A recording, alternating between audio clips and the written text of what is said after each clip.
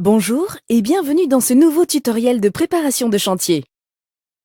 Aujourd'hui, nous allons découvrir comment réaliser un examen d'adéquation de grue.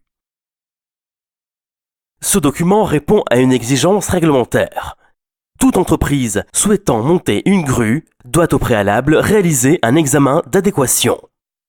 Même s'il n'existe pas de trame type définie par la réglementation, il est toutefois précisé la finalité de ce document.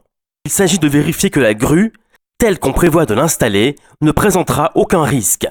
Il faut donc vérifier plusieurs points. Ses dimensions. Il ne faut pas que sa flèche ou sa contre-flèche heurte n'importe quel autre objet fixe ou en mouvement. Son système de fondation. Il faut que les fondations soient aptes à supporter les charges qui seront induites sous les patins de la grue. Son dimensionnement. Il faut vérifier que le montage respecte les limites définies par le fabricant de la grue. Les distances de sécurité. Il faut qu'en tout point, la grue soit distante d'au moins 2 mètres de n'importe quel objet fixe ou en mouvement. Les capacités de levage.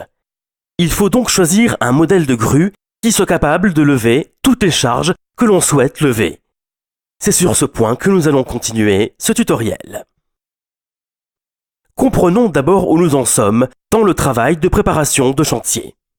Notre planning est terminé. Notre plan d'installation de chantier est également fini ou presque.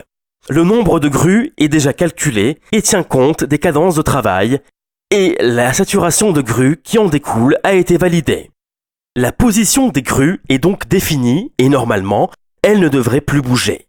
J'insiste sur ce point, car si jamais il y a encore une incertitude sur le nombre et la position des grues, vous pouvez stopper cette vidéo.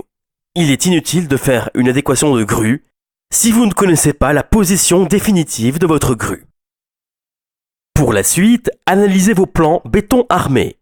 En fonction des modes constructifs retenus, faites un recueil des charges que votre grue devra lever. Poutres, poteaux, escaliers préfabriqués, éléments de charpente, matériel spécifique, benne à béton. Imaginez tout ce que votre grue devra lever et soyez le plus exhaustif possible. Pour chaque charge, attribuez un numéro. Reportez ce numéro sur le plan d'installation de chantier à la position la plus éloignée de la grue où il pourra se trouver. Attention, pensez aux approvisionnements. Par exemple, un escalier préfabriqué sera levé à 2 distances différentes. Son lieu de déchargement du camion, mais aussi son lieu de mise en place dans le bâtiment. Une fois votre listing établi, dessinez un graphique. Placez en abscisse un axe représentant des distances exprimées en mètres.